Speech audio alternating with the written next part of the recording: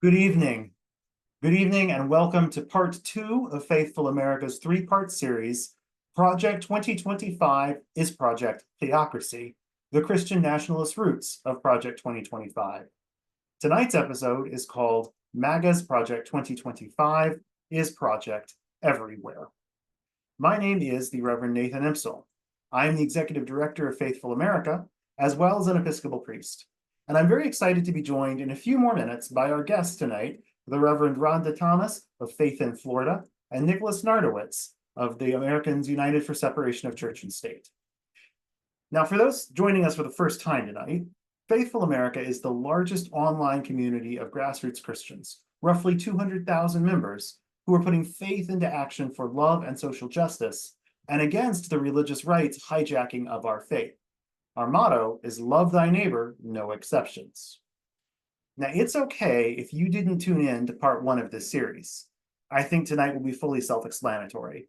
But if you did miss it, you can catch that episode, Project 2025 is Project Christian Nationalism, on our Facebook and YouTube pages. I'll put the links in the chat a little later this evening. It was an overview of Project 2025 featuring the historian and author Kristen Kobus-Dumais. I think we had a great conversation Thursday night. Just in case you missed it, I do want to take just a minute now to sum up what Project 2025 is, just as a table setter for the more specific discussion we're about to have.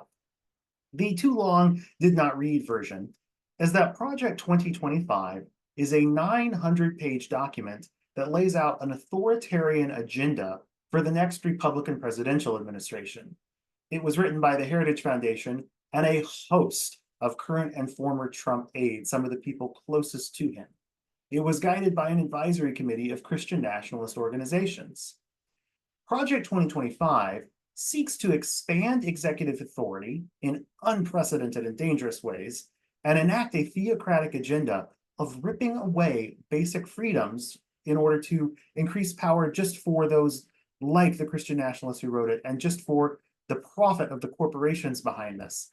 It uses such measures as policies like dismantling the Department of Education and gutting funding for public education, removing most public welfare and other poverty and social safety net programs, destroying LGBTQ equality provisions, repealing worker protection regulations, passing an enormous abortion ban at the federal level, and dismantling our immigration system and militarizing the National Guard, and so much more.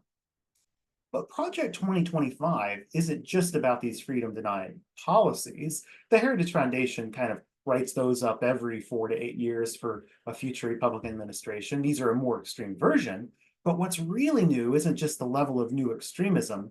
It's also that this year's mandate for leadership, Project 2025, talks about how to accomplish those policies, the ways to dismantle and eliminate whole departments and agencies just with executive power, without congressional oversight, ripping away checks and balances. Even more than that, changing hundreds, if not thousands, of federal workers into political appointees so that they don't have the protections of the federal hiring and firing rules. Rather, they serve at the pleasure of the dictator, the pleasure of the president. And that means you're going to have hundreds of people eager to enact Project 2025 instead of just going about their patriotic civil service jobs like usual. So you transform the federal workforce into an army of Trump cult followers to tear these freedoms away. There's also a resume bank. The Heritage Foundation is recruiting people to pass on the resumes to the presidential transition team to say, here are the folks who want to do these exact policies. So it is all about power, all about executive power to enact this agenda.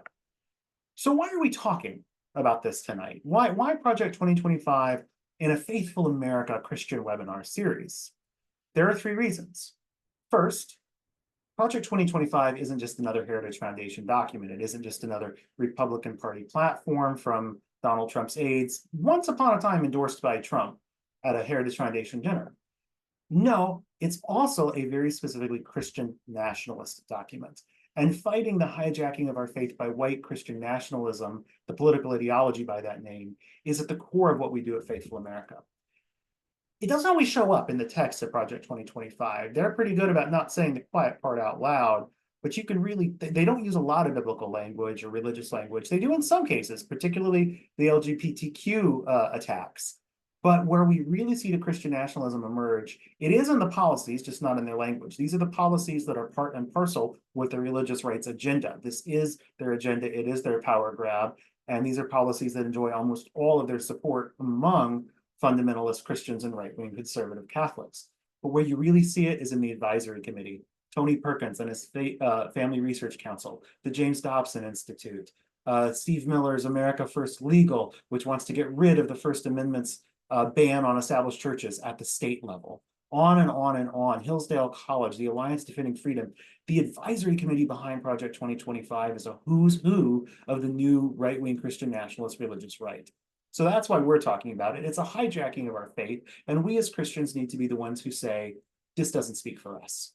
Second, talking about, and you can watch the last week's webinar for a bit more here, but talking about Project 2025 seems to be the best way to motivate undecided voters to make up their minds, and the best way to get decided voters to be sure that they vote. There's new polling out from the Global Strategy Group, GSG, paid for by In Citizens United, that shows that a generic Democrat leads by 3 to 6 points in a race, but that lead triples, up to triples, when you frame them as an anti-Project 2025 Democrat running against a Republican who supports Project 2025. Hearing about Project 2025 is making people make up their minds. This is very motivating.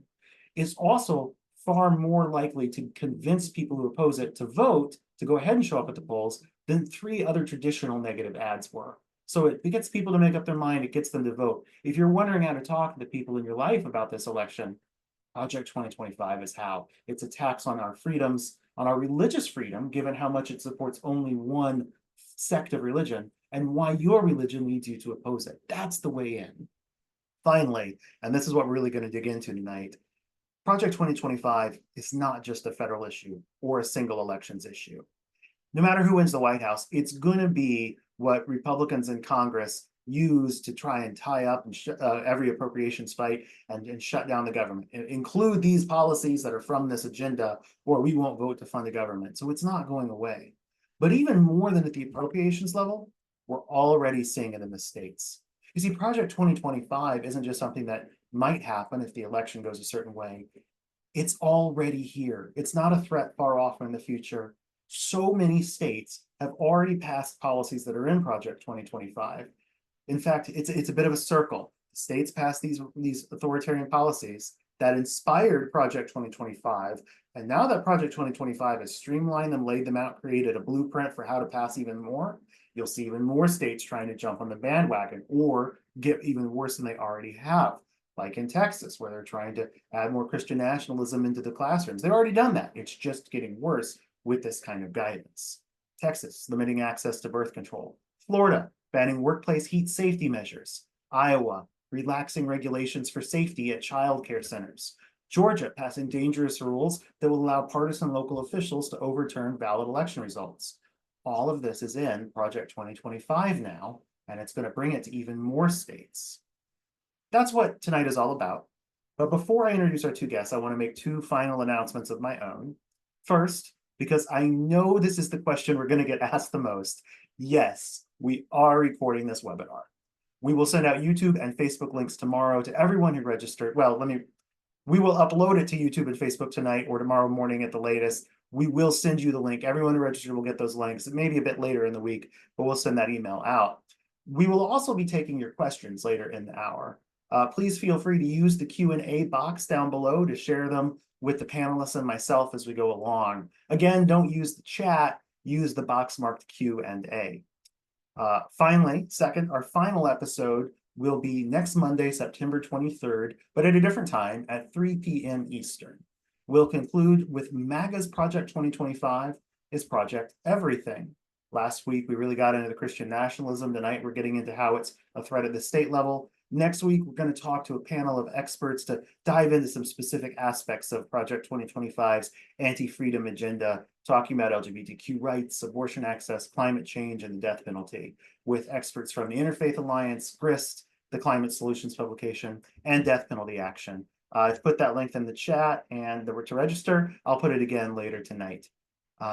So with that said, I'd like to invite our panelists to both appear on camera as I read both their introductions, and then we'll hear from Nik and a bit later from Pastor Rhonda. So to read Pastor Rhonda's introduction first, I'm really excited she's with us. Faith in Florida does such great work. The Reverend Rhonda Thomas, affectionately known as Pastor Rhonda, is a native of Miami. She is the wife of the Reverend Dr. Ranzer A. Thomas Sr., mother of 2 adult children, Ranzer Thomas Jr. and Rhonda Thomas Collier. Sean Collier is her son-in-law, and she's the grandmother of 1 granddaughter, 7 Naomi Collier. And you can tell just when you put that in your introduction how important family is to her. It's just so wonderful to hear and see.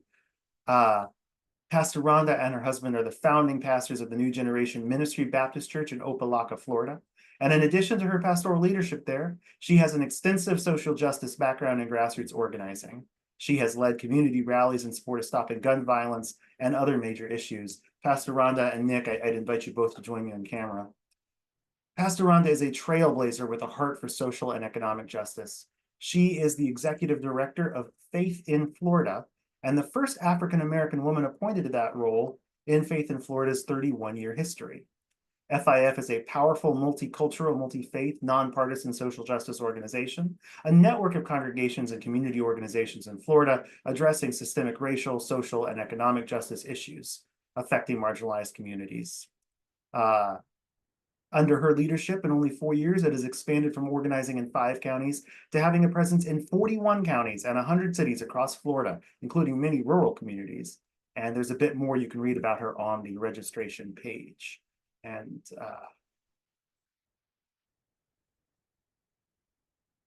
our other panelist who will speak first tonight is Nik Nartowicz, a friend of mine for a very long time. Nik is the State Policy Counsel at Americans United for Separation of Church and State, the only organization dedicated solely to defending the separation of church and state. It is the shield protecting the foundational American principle of freedom of religion, including the right to believe or not believe for all. Americans United fights in the courts, the legislatures, and the public square for freedom without favor and equality, without exception. And you should absolutely check out their annual Summit for Religious Freedom, which Faithful America has been a sponsor of these past 2 years. Nik joined AU in 2017. As State Policy Counsel, he tracks and analyzes state legislation that would affect church-state separation and religious liberty. He drafts letters to state legislators and works with allies to defeat bills that would undermine religious freedom. He joined AU after working for 2 years for Washington, D.C. Mayor Muriel Bowser in the Office of Federal and Regional Affairs. As policy counsel, he worked with Congress and federal agencies to advance D.C.'s priorities in judiciary, legal, public safety, LGBTQ, and technology issues, some of the very things now threatened by Project 2025. He also helped lead D.C.'s successful 2016 statehood referendum. Nik will speak first. He's going to talk to us about how Project 2025 is happening in so many states, coast to coast, the legislation he tracks in that job, as well as AU's efforts on Project 2025. And then we'll hear from Reverend Rhonda Thomas specifically about what's going on in Florida, how Ron DeSantis has been a model for Project 2025 there, but how people of faith with Faith in Florida are pushing back and how we can learn from their example. My deep thanks to you both. Nik, please take it away. Thank you, Nathan, and thank you to Faithful America for the invite. So happy to be here and talking to you all today about what we're seeing with Project 2025 in the states right now. So Nathan already talked about this, but I really want to highlight again what Christian nationalism is. And Christian nationalism is an extremist movement that believes in the lie that America was founded as and must remain a Christian country, which is according to their definition of Christianity, because of course there are many different versions of Christianity. And Christian nationalism believes that our laws and policies must ensure that Christians hold on to power and privilege in this country. Christian nationalists deny the separation of church and state that is promised by the Constitution.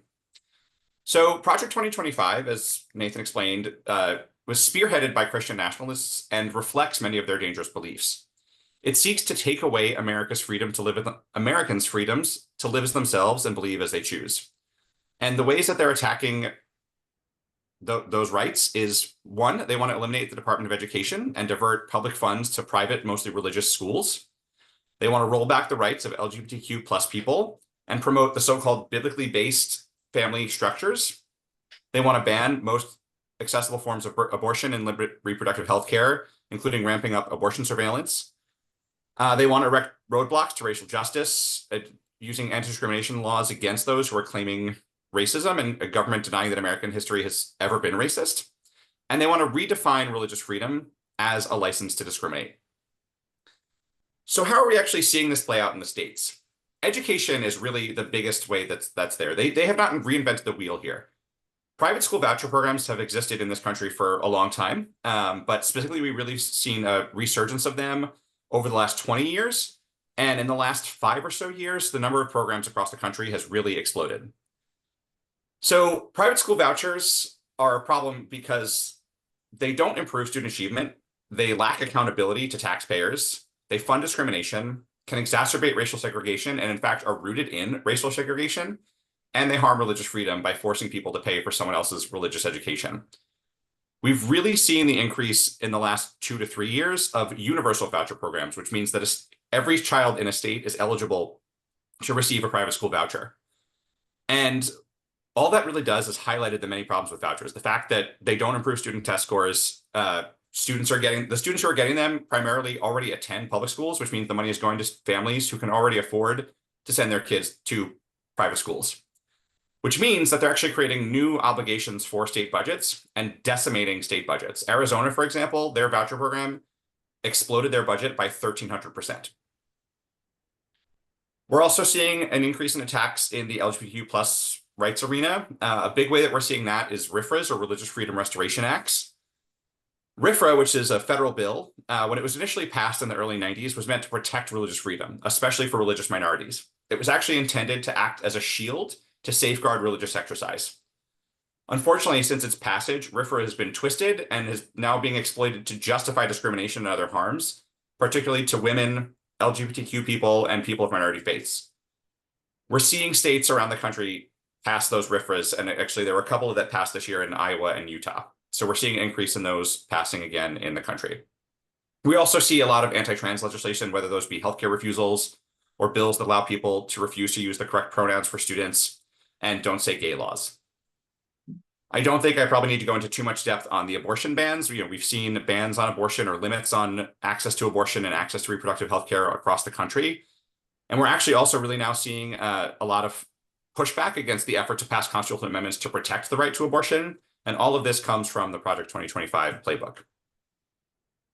But the issue that I really want to focus on today is the way that Project 2025 wants to redefine religious freedom as a license to discriminate against other. The limitation of LGBTQ plus rights and attacks on healthcare and abortion are definitely part of this, but there's a bigger part of it that I really want to focus on today. So Americans United actually represents Liz and Gabe Root and Ram, who are a prime example of the harm that Project 2025 has in store for religious minorities and others who don't live by Christian nationalist beliefs. In early 2021, Liz and Gabe, who are a young couple in Tennessee, learned that they couldn't have biological children of their own. They were excited to begin the process of fostering to adopt and provide a loving and nurturing home to a child with a disability. In order to do that, they had to complete a foster parent training program and receive a home study certification. But on the day they were scheduled to begin training with the only agency in their area providing those services, which is a Christian agency, Holston Home, that is taxpayer funded, the agency told Liz and Gabe it would not serve them, just because they're Jewish. So as a result, Liz and Gabe actually were unable to foster and adopt the child that they were hoping to adopt.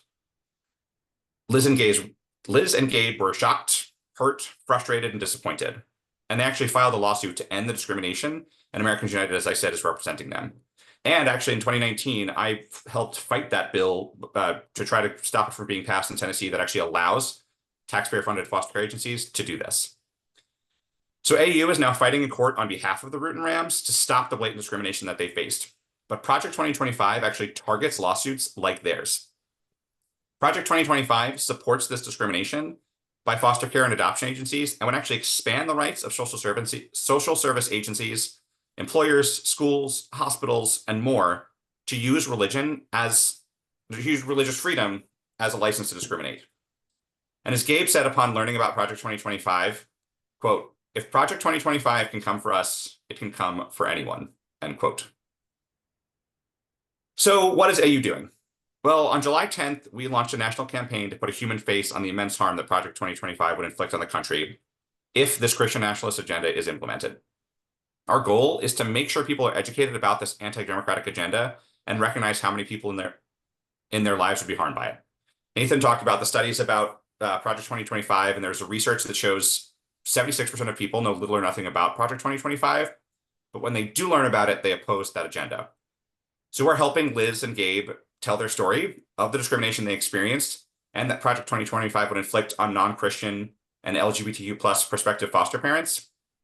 We actually have a website. I'm going to briefly share my screen. Bear with me while I do this. Oh.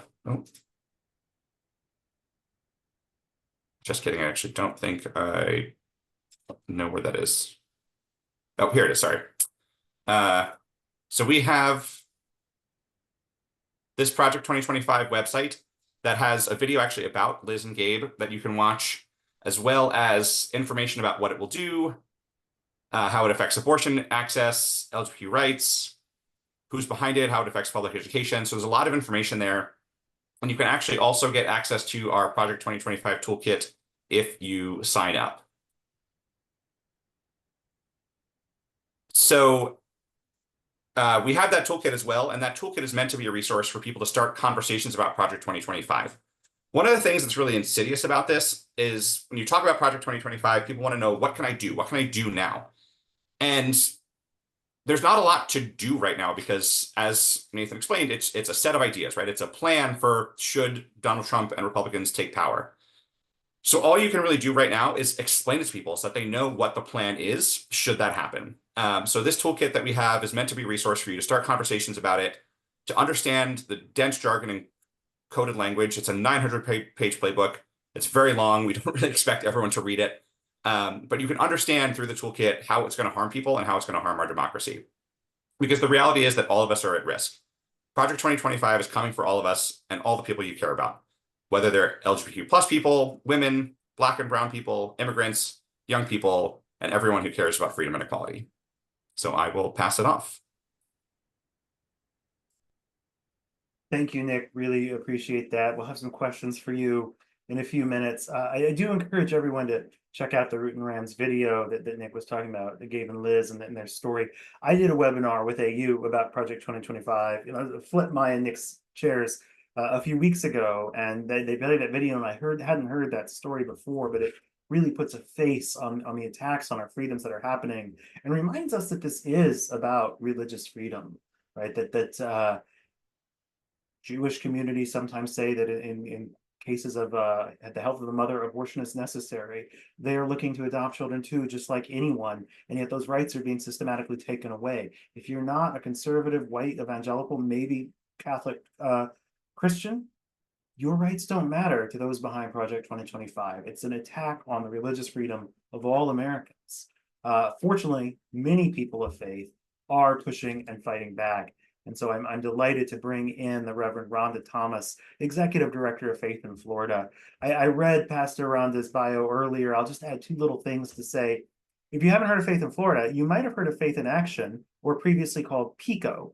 Faith in Florida is Florida's affiliate for that wonderful national group, and all the work they're doing for marginalized people, for people of color, and against Christian nationalism. Some great resources coming out of FIA that I'm sure Pastor Rhonda and FIF are plugged into. And I'll also say the one part of her bio I left out, as I read earlier, was that as statewide Souls to Polls director, Pastor Rhonda led the largest Souls to Polls program in the history of Florida, mobilizing thousands of people from over 800 congregations to go vote. And that's the kind of approach that's going to be so critical time and time again in stopping Project 2025 nationally, but hit those races down the rest of the ballot too, and in future elections to come. Pastor Rhonda, thank you for everything you're doing. I can't wait to hear what you're going to share with us tonight. Thank you. Thank you, Reverend Nate. It is a pleasure to be here and to share what's going on in Florida. Unfortunately, many times we look at Florida and it's known for its tourism, our sunny beaches, entertainment, and the great food, but don't realize that Florida is still a part of the Deep South that's often behave and think like Southern states. And that's what Florida is. We are, unfortunately, have to interact with some of the horrific legislation legislators and the governor that pass all sorts of things that really, really impact and hurt communities of color and hurt Floridians overall. I read an article a couple of weeks ago, not realizing that some of our legislation that has passed, especially with the HB 7's Stop Woke Act, was really a part of seeing if the success can work in Florida, if it can be successful in Florida, it lines up with Project 2025. So Faith in Florida, we are a large multiracial, multi-faith led congregations that care about racial, social, and economic justice. But we have bonded in ways that we've never bonded before because of some of the horrific legislation that has been passed, such as when the attempt of eliminating unions and workers' protection, mass deportation of immigration and incarceration camps, banning books and curriculum about slavery, ending school lunches, as well as banning African American and gender studies in all levels of education. When we saw these horrible bills being passed, and even before it being passed, we spent much time at the Capitol trying to reason, how can we not do this? And we failed tremendously based on the supermajority with the Senate and the House. We also reached out to meet with the Board of Education, who stood us up twice. We had groups of faith leaders across the state willing to meet in Tallahassee as well as in Miami-Dade County. And we were literally stood up. They said they would meet with us, and it did not happen. And I think it really became quite alarming for our churches and communities of color when we saw the attack on public education.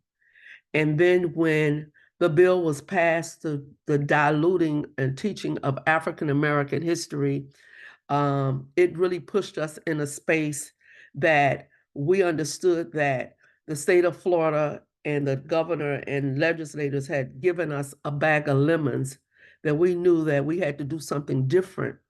And we took those lemons and we turned it into lemonade. I asked my research department if we can, after being stood up by the Department of Education, if we can create a toolkit, not a curriculum, but a toolkit, and then reach out to, we had a goal of 500 congregations across the state, particularly targeting the Black church.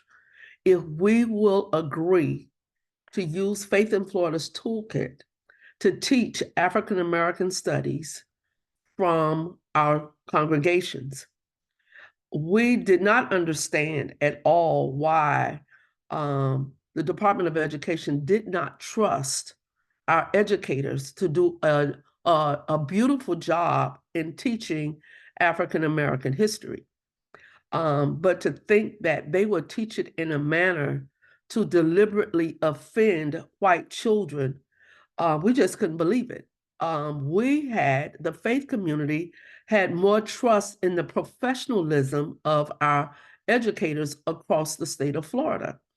And so when they were limited in what they can do in the teaching of African American studies, and not teaching it in a way where Black people benefit from being slaves, but teaching it in a real way of this is still a part of American history. So our congregations decided we will use the toolkit that Faith in Florida created, and we would teach African American history for all levels, whether it's a first grader all the way up to a senior citizen. We realized that much of our history still lied and sat in our pews. So we could get real live stories and how people were impacted by their own trauma that they had to face in this country that became history. And we also understood that the diluting of the teaching of Black history will definitely impact the diluting of our future. So we was not going to have that. And as we began, we got the 500 congregations plus to teach African American history, along with even some of our white congregations called and said, we want to be a part. We realize and we understand that we can't teach it like the Black church, but we can teach it in a way of accountability. And so that lemonade, those lemons that we turned into lemonade began to unite us like never before. Then it went on where it went viral, where there were people across the country calling Faith in Florida to see how can we be a part of teaching from the toolkit that was created by you all and stand with you all, because we are afraid that if it happens in Florida, it may happen in our state as well. Therefore, 29 additional states joined Faith in Florida in using our toolkit to teach African American history in their congregations, multiracial, multi-faith. Not only did it touch the hearts of congregations and worship leaders across the country, it also touched the hearts of chaplains that said, we're willing to even teach it in the prisons, where people who are incarcerated can hear and be taught the real history of what existed in this country. It touched the hearts of millennials and Gen Zs and youth. I have a youth department, and my youth department began to do phone banking, calling voters to say how they are being impacted by the diluting of the teaching of African American history. Our Gen Zs, my Gen Zs department and millennials began to even reach out to their own peers, not only to reach out, but became a part of the teaching of African American studies. We came from several lenses, whether it was a biblical lens, whether it was the lenses from people sharing their stories, whether it was the lenses of the creativity of African American history being taught through music, through the arts, through dance, because that's just a part of and the strength of our own history. And so we were able to make a difference in a way of receiving these bad lemons, these awful, rotten lemons, and literally uniting and turning the lemons into lemonade. It's still running strong, unfortunately, and if I be completely, that's just the positive side. We did get pushback from people where our churches were getting threats, hate mail. Unfortunately, we had to even do some active shooter trainings in our churches because of we refusing to allow the state of Florida to dilute American history as well as African American history. So Faith in Florida, as we continue to fight, as we continue to organize multiracial, multi-faith leaders and totally getting involved and understanding. We're right now doing trainings and teachings across the state with what Project 2025 is, how we're impacted as a community, as a state. And it has really been an eye-opener, not just for the faith community, but even those who may not attend anyone's church or worship in any place, but knowing the fact that they're still impacted in such a negative way. And so that's just a portion of what Faith in Florida has done and the success of it. We're not stopping, and we will continue to strengthen in these areas and really, really taking Project 2025 and educating communities across the entire state of Florida. Making sure that they understand if they're not personally impacted, I'm quite sure they may have a family member or someone very close to them. Someone will be impacted one way or the other. And we've come too far to go back now. And so I just want to turn it back over to Reverend Nathan and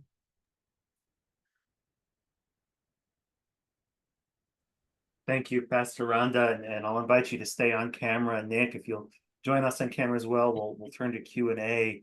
That really inspiring work. If the state won't do it, then the churches will, then Faith in Florida will.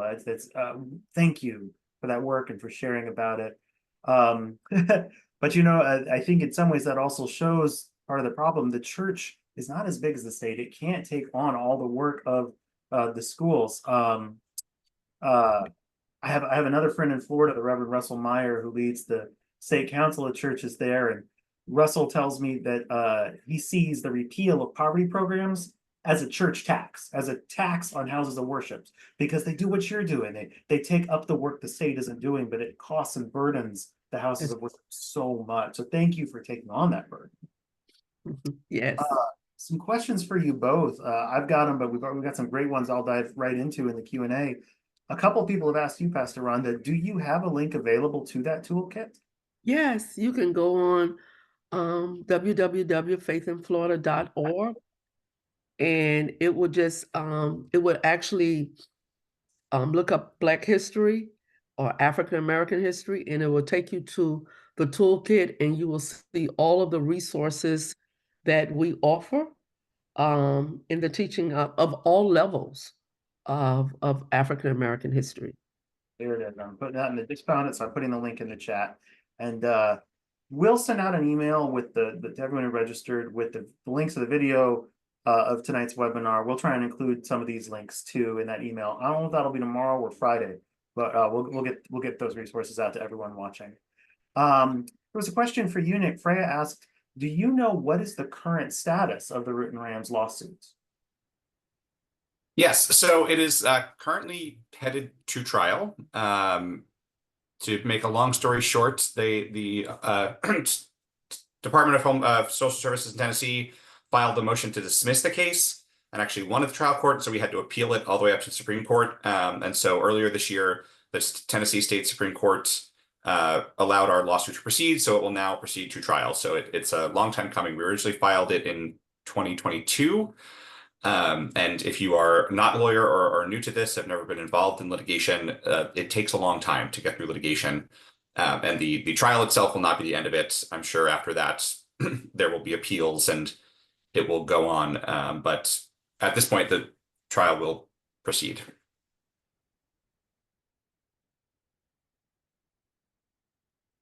So a question for both of you. Pastor Rhonda, you were talking about how you have responded to something that already became law in Florida, these attacks that DeSantis and his cronies already implemented through the legislature and his orders and all that. And what I would ask is there an example of something, maybe not given DeSantis' size of his majority in the legislature, but is there an example of something that was stopped, of lobbying efforts that either reduced the scope of a bill or even stopped it in its tracks? Likewise, Nik, as you look across all the legislation across the country in these different states, what is an example you've seen of something you were fearful was going to pass but didn't? What are some positive stories of where action made a difference? When I think of some things that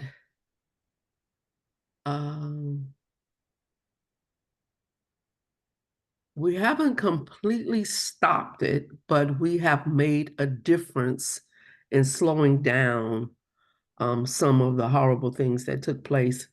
As we know, in 2018, Faith in Florida played a huge part of passing Amendment 4, where over 1.5 million returning citizens, those who were formerly incarcerated, got their voting rights restored. And in return, the celebration did not last long before those same returning citizens were being taxed in a way of paying fines and fees. And the unfortunate part is that some of those fines and fees were 40 years ago, where there was no accurate record of what the fines and fees actually was. And so those who had been formerly incarcerated, who really thought that they had got their voting rights restored, began to operate in a spirit of fear, because at this point, DeSantis, created an election police department. And it's amazing, when he created the election police department, the department didn't even understand what their goal was or what their duties were. And they were out arresting people and did not want to. They were, I don't know why I'm doing this. And so what we were, and also it was attack on any third-party organizations that was doing voter registration. So if we made a simple mistake on a voter registration form, we were fined anywhere up to close to $250,000, if I'm not mistaken, or close to that. And so with all of those different attacks, we then began to work with another organization that would do a work in a way of not actually stopping, but getting close to where it wasn't as bad or not as bad, with churches and other organizations raising money to pay fines and fees, just so those who have been formerly incarcerated can continue to register to vote and to vote. And we're still doing that. So we didn't stop it completely, but we did make a dent in the space that it was not leaving as much trauma as it was in the very beginning, and knowing that that bill had passed, and yet there was some stipulations put in place. Every little bit makes a difference. Even, a place like Florida could be so much worse. Nik, what's some examples you've seen across the country where pushing back has made a difference? Yeah, so last year, the Texas state legislature passed a bill that required every school district in the state to vote on whether or not to adopt a policy to allow chaplains in public schools, which isn't explicitly in Project 2025, but is related to the Christian nationalist goals here of using public schools and government to promote religion. So, as often happens when one state has a very bad idea, other states quickly copy them. And this year we saw 15 states introduce those types of bills. And at the start of the year, I was convinced at least half of the states that introduced them would enact such bills. It turned out only 2 did. Louisiana was one and Florida was actually the other. And a large part of that, the reason we were able to stop those bills in the other states, or that they got no traction, was groups like AU worked on it. I was part of a large coalition that submitted an open letter to state legislators, but some of our allies in the faith community were huge as well. The Baptist Joint Committee for Religious Liberty and Interfaith Alliance were all part of that fight. And BJC actually helped organize a letter from 300 plus chaplains from across the country who were opposed to the idea. So these are chaplains who are saying, I am not trained to be a school counselor. Do not pass these bills. And having that voice from those faith communities is incredibly important to say, this is a bad idea. So I think that was really effective. And even though the bill in Florida passed, it does allow every school district to vote on whether or not to adopt a policy. So far, it's only been a couple of months since that bill has taken effect, but no school district has done it as far as we can tell. Osceola County has been the biggest county to discuss it in the state. It's actually where Governor DeSantis signed his chaplain bill. But last week, just literally last week, the Osceola County School Board discussed it for the 3rd time and voted down the idea of forming a committee to draft a policy. So, and that's in part because of pushback from Floridians of faith who went to the school board and said, this is a bad idea. Do not do this. It is unconstitutional. It is bad policy. And that pushback has been really effective. Thank you. Yeah, BJC, through their Christians Against Christian Nationalism initiative, does such great work. A few questions that we can lift up from the chat. A couple of people have asked broader questions about Christian nationalism and existing Christian nationalism, and Christian nationalism, of course, being the root of Project 2025. And we're not going to go too deep down that road tonight because we're looking specifically at Project 2025, not at the broader ideology of Christian nationalism. But I will invite those asking and anyone else to take a look at the FAQ and resources list about resisting Christian nationalism on Faithful America's website. So I'm just putting that link in the chat since a couple of folks have asked about it in the Q&A. John asked, how does Project 2025 address interracial marriages and biracial children? And my understanding is that the section on Health and Human Services opposes the Respect for Marriage Act. And the Respect for Marriage Act is what has forced all 50 states to recognize marriages in other states. So an interracial marriage is now basically law everywhere, and a state that never got around to putting it on the books has to recognize interracial marriages from other states. The same for marriage equality, same-sex marriages. And that law that makes all marriages equal across the country, Project 2025 would repeal it. So that's not explicitly motivated by the racial piece, but that becomes collateral damage, such as it were, which is to say it's not important to the authors. Do y'all know any other pieces of how Project 2025 impacts, I mean, not just interracial marriages or biracial children, but other pieces you would lift up, or things you're seeing trickle down into the states on the racial front, maybe particularly regarding democracy and voting and polling places?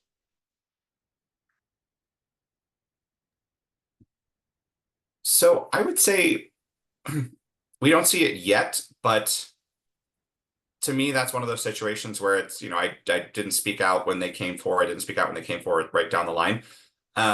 Because right now, all of the arguments are, oh, well, race is different, right? Race is different than LGBTQ status, et cetera.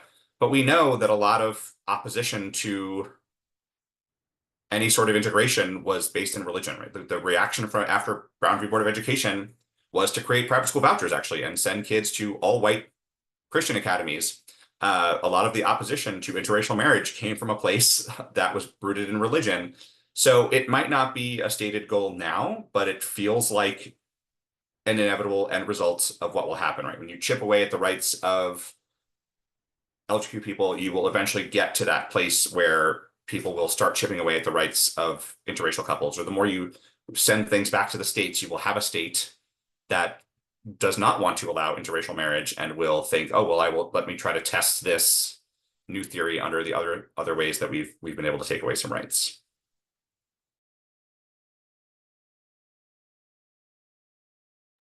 That's so key. Thank you.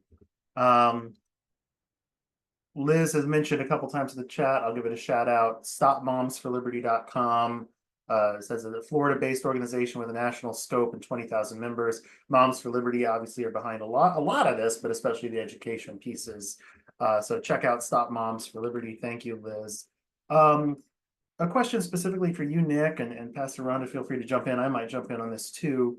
Can Nik address what seems to be a new talking point of the far right, that separation of church and state doesn't appear in the Constitution? I refute it by saying it is in the Constitution. It appears in the First Amendment. Is that the right way to respond? And this is channeling the garbage from David Barton on the far right, and how Lauren Boebert and so many others have picked up on the idea that there is no separation of church and state, or that there is, but it only runs one direction to protect the church from the state. Yeah, so I will say it's not a new argument from the other side. I think it is getting more traction in media or in public. But I've been at AU going on 7 years, and I've heard this for many years. And we have one person who's been at AU since 1990, and he has talked about this issue a lot. So I think what you said in your answer is correct, that it is there. That's the fundamental fabric of the First Amendment. And it's not just one protecting the other. The separation of church and state protects religion from government intrusion, but it also protects government from undue religious influence. That is what it is there. It's there to protect both sides. And there are lots of ways that you can respond to it. What you said is accurate. You can talk about the fact that Thomas Jefferson is the person who really from whom we pull that idea.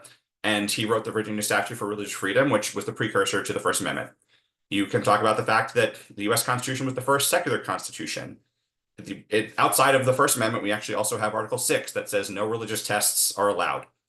And that the concept of a religion-free constitution was not uncontroversial at the time, and yet we ended up with a religion-free constitution. If the founders wanted to create a national religion, they would have, and they chose not to. So I think there are lots of good answers you can give. I think probably the reality is that the people who say that don't actually care about the answer. They use it as a gotcha point that they want to say, oh, you're trying to keep religion out, but you can't. That's the way that I get it all the time. And I can cite Supreme Court cases where the Supreme Court has said the First Amendment means that there is separation of church and state, and people don't care about that, right? They just want to kind of stick it to you. But I know there's a resource on our website specifically about this, and I will put a link to that, a more complete article about it into the chat.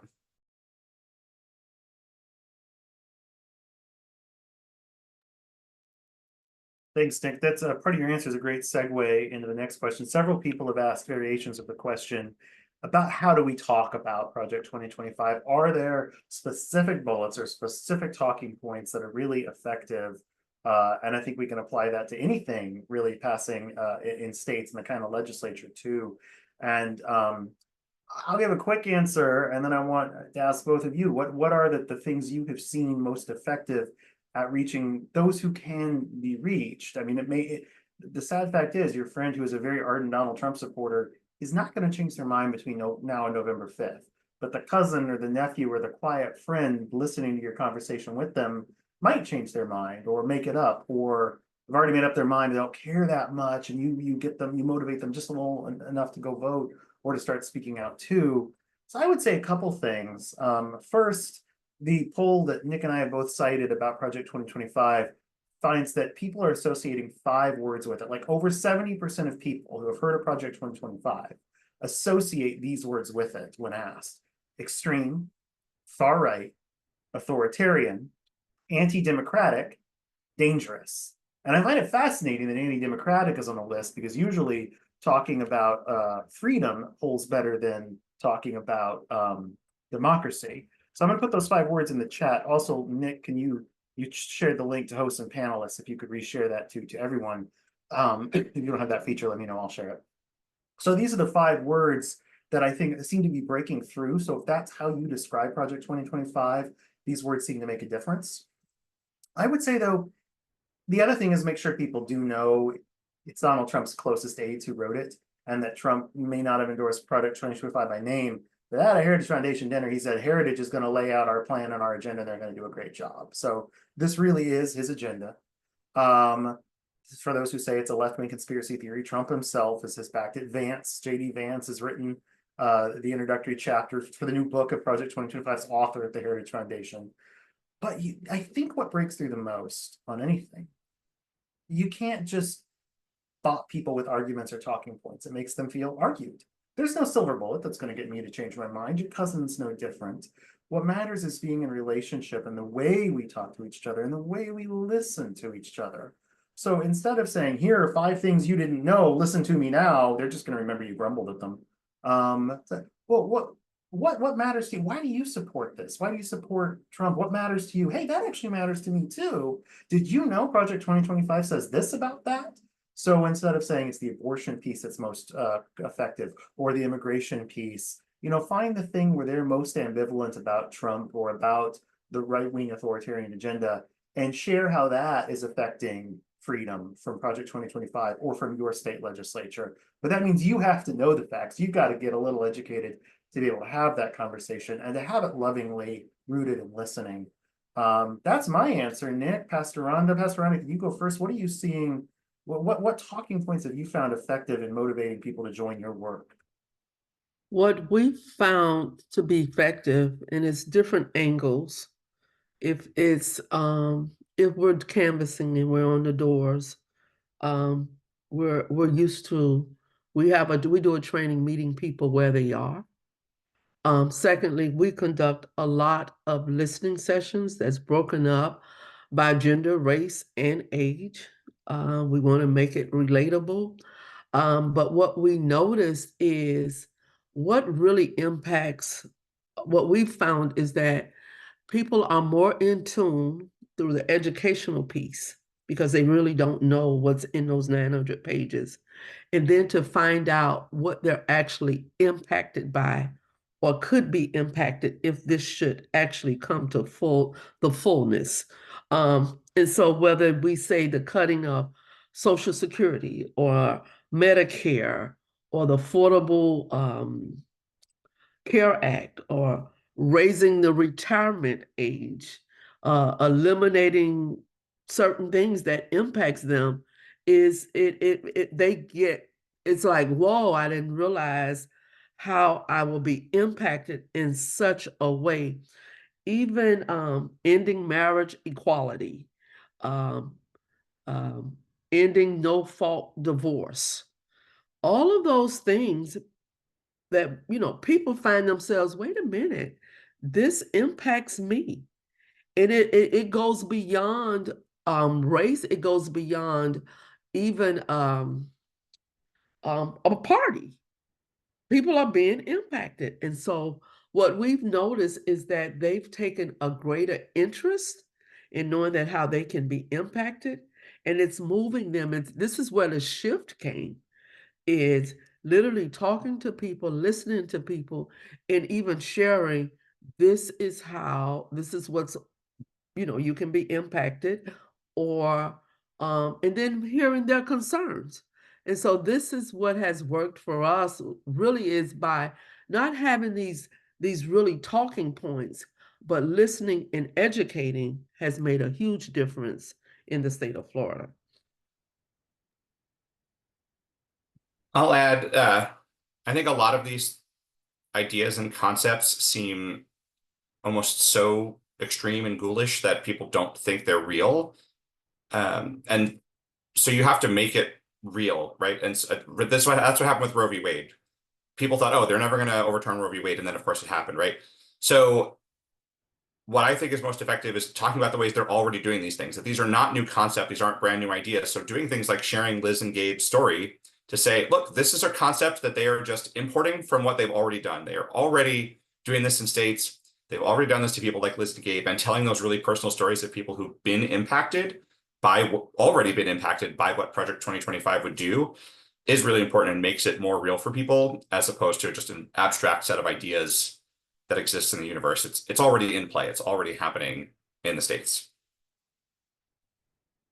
And that's exactly right. This is not an abstract. It's not a hypothetical concept. When I was in grad school, what a professor say about climate change, Anthony Lesarowitz, who runs the Yale program on climate change communication, would say people don't care about climate change because they think it's far away in time and far away in place. It's something that will affect people who live way far away in 50 years, 100 years, when in reality, it's affecting you where you live now.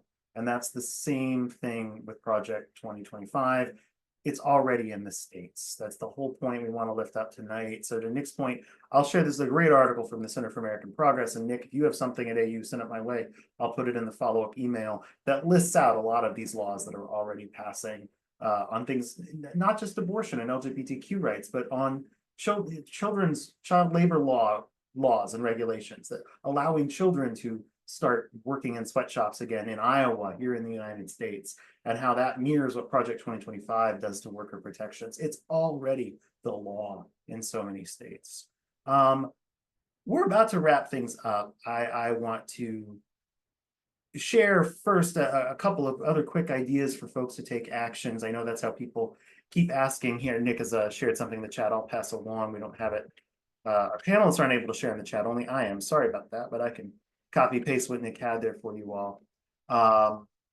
A reminder, register for the final Project Theocracy webinar. Project 2025 is Project Everywhere. That'll be next Monday at 3 p.m. That link is now also in the chat. And we're going to talk to a panel of experts about what Project 2025 says about some specific issues.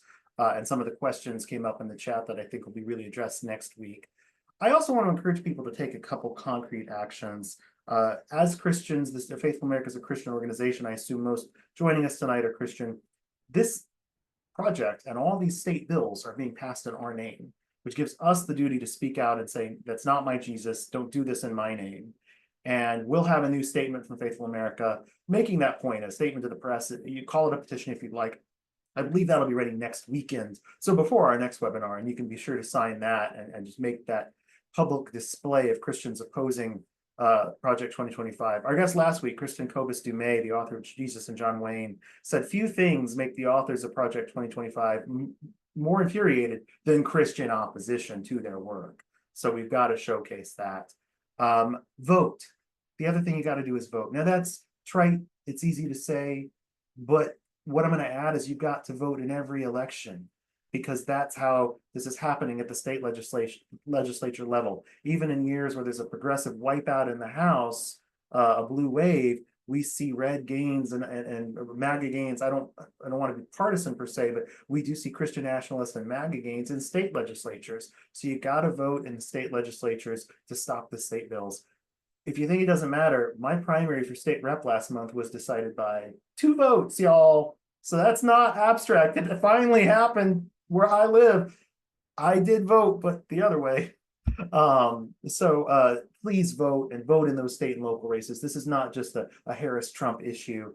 Finally, we've been talking about how to talk about it. We're trying to put together a short 1-page toolkit on Project 2025 at Faithful America. We'll have that in the coming days. We've talked about some of the ways you can talk about it, but I want to add one other thing, and then I'll turn this into a question for Pastor Rhonda, and then we'll have our final question of the night. Preach on this. We have preachers here tonight. I'm sure a good chunk of Faithful America's members are preachers. You cannot and should not violate the separation of church and state by telling people from the pulpit or the church who to vote for or who to vote against. But the IRS explicitly says that churches can do education programs, especially on issues that you talk about the rest of the year outside of elections. Well, y'all, Project 2025 was also written by another charity, another 501c3, the Heritage Foundation.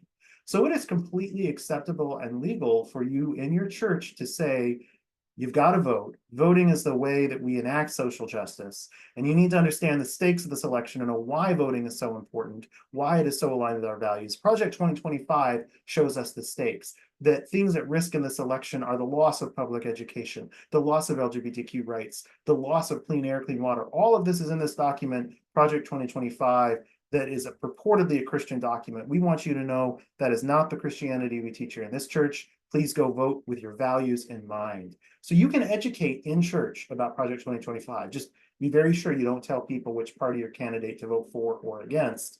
And you're safe within the bounds of educating about the issues. Use the audience you have to spread the word in an educational way. Pastor Rhonda, how have you involved preachers in your work? You're still muted, Pastor. With the 900 congregations that's in the state of Florida that falls up under the leadership of Faith in Florida, we ask them to, and they're on board, and some of them lead it in such a huge way, to make sure that their congregation is 100% registered to vote. And not just register to vote. Then we involve them in asking them what is it that they want to do to make a difference.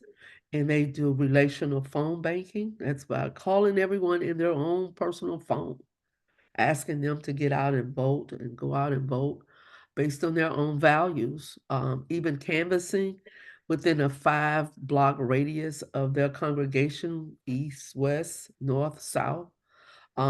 As everyone know that we're known for hosting Souls to the Polls.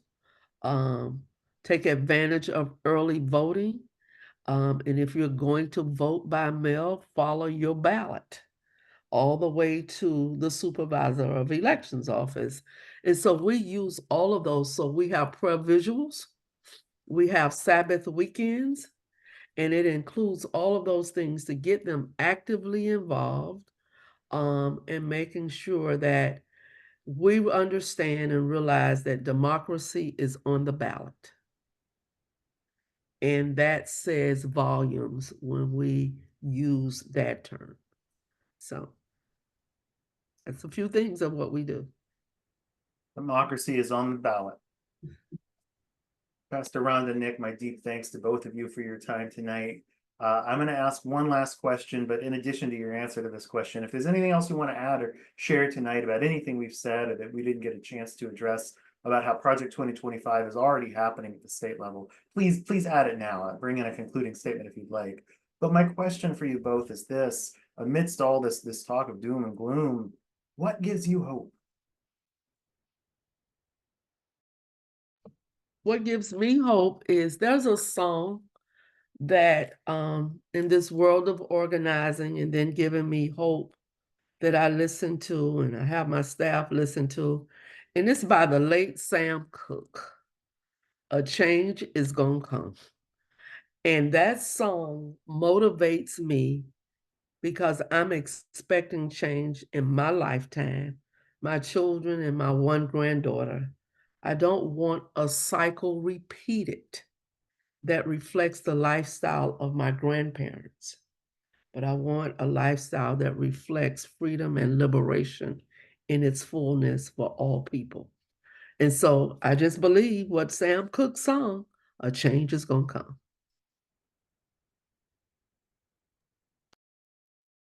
For me, I would say when you do this policy work and working in state legislatures, it can be really bleak and feel like, there's not a lot of people fighting for these principles and fighting to stop things like Project 2025, despite having lots of great partners. So to come on to an event like this and see 350 people, plus 350 plus people who are willing to give up part of their Monday night to hear us talk about this because they understand what a problem it is, it's really uplifting to know that people at AU are not alone in this work, that Faithful America is not alone in this work, that we're not the only ones doing this work. There are people out there who aren't doing the work, who care about it, and who are doing their part as much as they can, even though they're not doing this for their jobs. And so I'm really grateful to know that there's so many people out there who believe in us. Thank you both. Yeah, to answer my own question, very similar. I was thinking, I always say it's the people who are here tonight. Faithful America is about our 200,000 members, not the staff. And that's so true. So thank you to everyone who's watching tonight. I was thinking, as Pastor Rhonda talked about that wonderful toolkit to teach African-American history in the churches, if Ronnie DeSantis won't let the schools do it, it's amazing that Faith in Florida is doing that work. But what's even more amazing is all the churches that took it, that took the toolkit, that used it, that implemented it. How many hundreds of pastors, thousands of congregants is that in just one state connected to one organization, and start replicating that all across the country on so many different issues? I mean, people want freedom. They want freedom of religion. They want freedom to thrive, no matter their race, religion, zip code, gender. They want that for their neighbors, and they're working for it. You're working for it. And there's so much hope in that. Of course, as a pastor, I have hope in the resurrection. And I also have hope in my 4-year-old daughter who tells me, I love Donald Trump. I don't like him, but we love him. And if the kids can get it, if the kids can get that, and she'll even add, watching her superhero movies, I don't like him, but we don't want to kill him. We love him. Like after that golf course news yesterday, we need that. So if the kids can get it. But thank you so much, Pastor Rhonda. Thank you so much, Nik, my old friend. Thank you so much to everyone who hung in with us tonight. We'll send these links out soon. Join us next Monday for the final webinar. Remember, you are loved. Accept it, spread it, and love your neighbor. No exceptions. Good night, everyone.